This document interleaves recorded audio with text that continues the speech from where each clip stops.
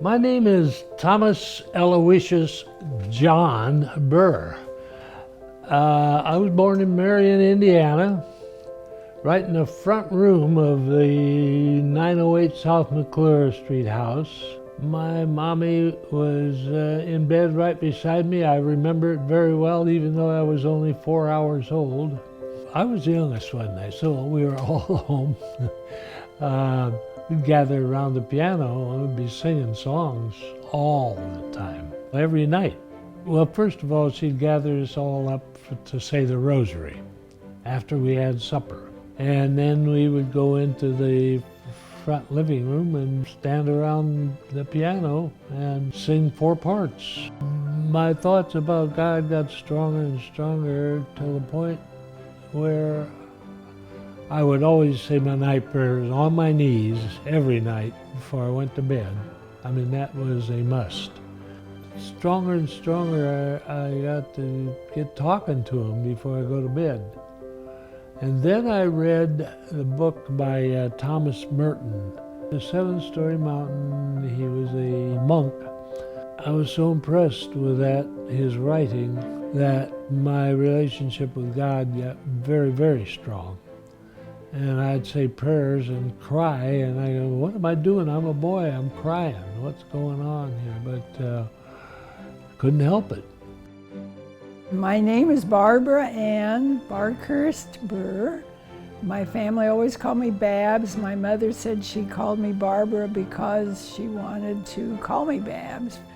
I was born in Newark, Ohio, on February 22nd on George Washington's birthday, but I'm not as old as he was. I was born in 1937. I was the middle child. I had 2 older brothers. I had 2 younger sisters who came along later. My dad was working for the government at Wright-Patt Air Force Base in Dayton. That's why we moved there during the war. I didn't even know there was a war, anything about it. I just enjoyed playing like other kids. We probably didn't have much. I just wanted to be independent. I considered daily mass in part important, which I did all the way through college. That was part of my life, my relationship with God. When I was in about the 8th grade, I was something called the sacristy girl. And I was up on the altar by the tabernacle, and I had such an overwhelming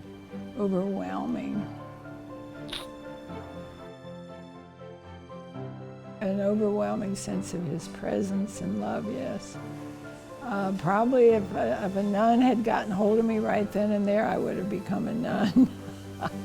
Probably in 1950, I made up my mind that I was going to go to the monastery. After high school, Joe's mother, Mrs. Fowler, and my sister took me to the monastery.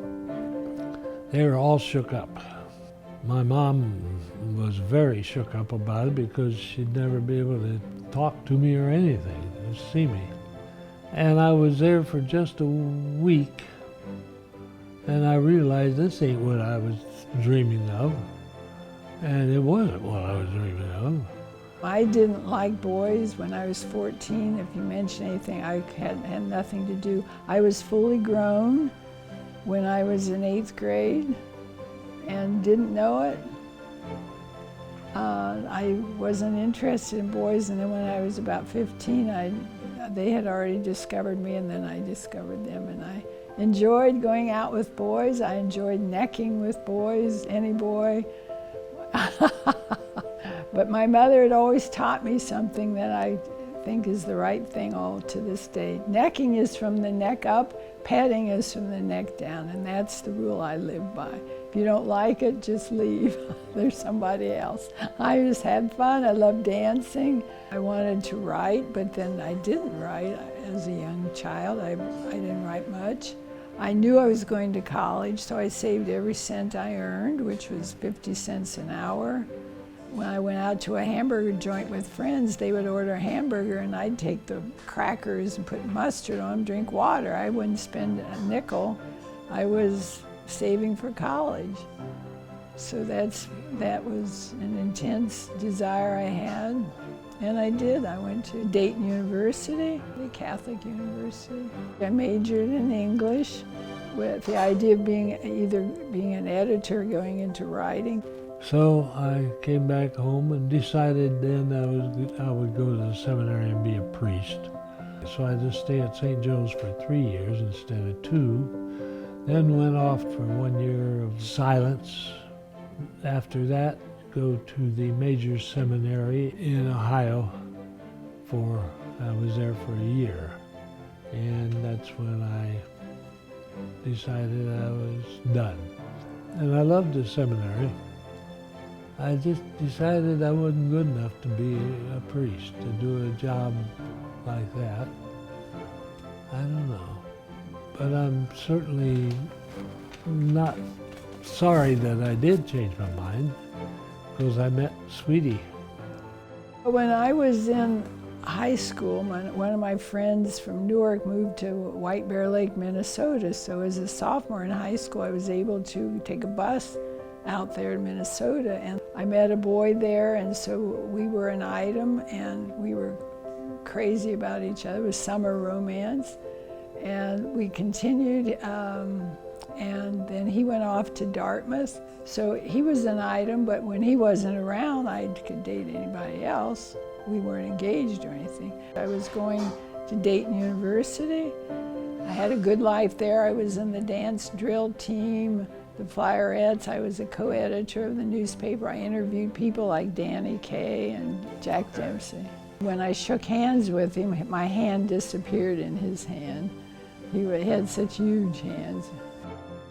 I went to Dayton University so I could finish off my education and get a degree finally after 5 years of going to college. And the first person I saw, well, I was standing right near the chapel. She was in line with some other women, girls. And boy, she's a good looking lady. I need to go over and see her. But I didn't have the nerve to do that. I went to church and prayed. I think I said, Lord, let me meet her.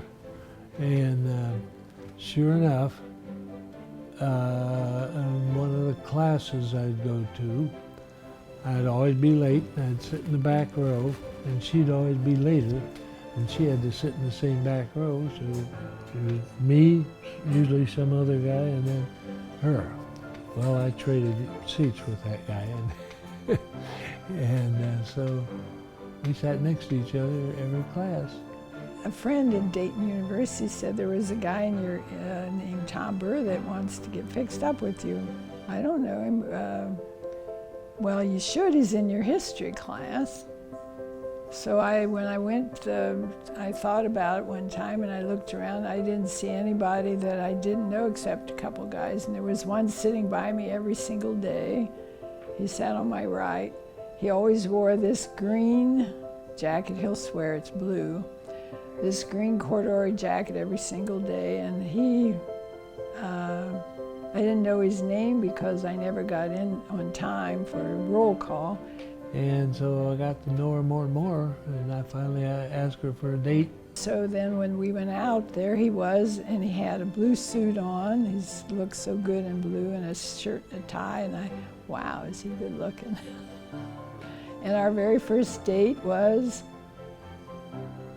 Friendly Persuasion, a movie that I see on old movies every now and then. We got to be pretty good friends, as you can imagine. When I went off to that second Winter Carnival, I already knew this, but I wanted to go to the Dartmouth Winter Carnival. So when I left, one of my roommates, I said, if Tom calls, tell him I went to visit my sick aunt. But finally, after I met Tom, I realized that I should I should write a Dear John. So I wrote him a letter, and I wrote it in philosophical terms and abstract terms that he didn't understand. I realized I didn't want to marry him, and that he was the one thing I could marry him by. It wasn't Catholic. That was so strong in me. I was still going to daily Mass. She was so beautiful, and she was wonderful to talk to and to listen to. I had to do a lot of listening, understand. He was a good man, I could tell. He was a good man. And he was always respectful. Yeah. And I had dated other girls too before that. They were nice girls, but who cares, you know? She was everything, and has been ever since. So how can I describe it?